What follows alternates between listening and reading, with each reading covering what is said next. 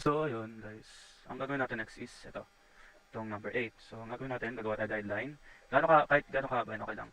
Pero mas maganda if mahaba na yung gawin nyo. And then after that, we will offset muna itong 5 na to. So, we will offset it into 2.5, both side, from top to bottom. Then enter, select this, then M, multiple. Ayan, once you're done with that, we'll create our guideline from this center up to pataas. Maglalagay tayo 35 na haba na distance. Then we will create our circle. Then make sure na naka-diameter D. Then we will enter 30 diameter. After that, we will create polygon. So enter pol. Type na pol. Then after that, enter the number of sides, which is 6. Okay. Then after that, you select this endpoint, or you can refer to the center point of the circle. Pero either sa dalawa, pwede naman. Then make sure na i-select na tong circumscribe about circle. Then you enter 10. And then after that, you rotate this into, yan, rotate mo muna, rotate, then select nyo tong polygon natin, then after that, select nyo yung base point natin sa middle pa rin or sa center pa rin. Then after that, we make sure na pindutin nyo tong copy, ayan. Tapos, di ba nandito yung reference, bababa o taas nyo lang yan. Ayan, automatic na yung magagawin. Unlike sa kanina na ginawa natin na mag-create ka ulit ng polygon, mas madali ito. Then after that, you trim yung mga excess lines, mga unwanted lines. And after that, see, we will offset another one. We will offset this to 15. Ayan. So once na okay na yan, ito yung pipiliin nyo Make sure na ito yung magiging guideline nyo lagi. Itong dalawang to. After that, we'll offset ulit. So we have 2 para sa inner na stem. Stem ata tawag dito. Forgot. We have 2 in total. So pag dinivide natin siya sa dalawa, magiging 1 na lang siya. So ilalagay natin na distance is 1. This is for the inner. And then, we will offset ulit. So we have 2.5 ng radius dito. Pero, ito, kalahati la. This is the half of the kabuuhan ng sukat nito, ng distance nito. So, this is also 5 yung distance nila sa isa't isa. So, we will offset ng 2.5. Both sides. Ayan. Once done na tayo dyan, we will extend this guideline. So, para mas mabilis, i-boundary nyo na lang. Then, enter. After that, we will, we will trim this outer. Then, we will delete yung mga excess line. Then, the same din dito. Then, delete. After that, we will focus na dito. Then, we will fillet. Sabi naman, mag-fillet daw tayo. Pero, pwede naman tayo mag-circle dito. Pero, mag-fillet na lang tayo para mabilis. Then, mag-reduce tayo ng 2.5. Which is, nakaset naman na 2.5. Then, select nyo to. Then, select nyo din to.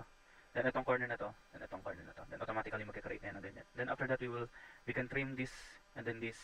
Then, we can delete these guidelines na. And after that, we can trim this. Ayan. So, as you can see, meron na tayong ganito. Then, after that, we can check muna kung okay ba sila. So, gagawin is dimensioning. So, from here to this, so tama. Then, from here hanggang sa center point nila, 35. 35 diba? Ayan, 35. And then, we have the radius ng 2.5. Tama lang. So, once na na-verify nyo na yan, select nyo lang to. Ito lang itong figure na to. And after that, array na natin. Array, make sure na naka-rectangular. Then, edit nyo yung column. Gawin nyo 5. Between 35. Rows, 1. Then, 0. 0 nyo yan. Then, close array. Once tapos na yan, expose nyo, EXPL. So, once na yan, then you will trim na to, mga to. So, wag nyo din muna itong i-remove, itong guideline natin. So, kasi, that will be our guideline din, ang baseline sa pag-mirror natin. So, pwede na tayo mag-mirror. Ayan, mirror na natin ng ganyan. Okay lang. Mirror natin, ito. No? So, kapag na-mirror na natin yan, we can join this para mag-isang line na lang. Para di tayo magkaroon ng conflict sa pagda-dimension mamaya. And then we can extend. Tapos pag-join na natin itong dalawang linya. Then, after that, we can trim. After that, yun na. Bilang pala. Trim pa natin to. So, make sure na linisin nyo muna lahat. Then, after that, we can proceed na sa dimensioning. Dimension. So, from this point, up to this point, so we have 15. And from this point, then up to this point, we have 35. So, tama lang. Then, we have the diameter of 30 ng circle. And then, we have from this point up to this point, dapat 20 yan. And then after that, itong radius naman niya, dapat 2.5, so tama yan. Ito yung ano niya, yung distance ng inner stem ba? Basta yun, tapos dapat to yan. And then after that, ito dapat 5 to. Ayan, so 5.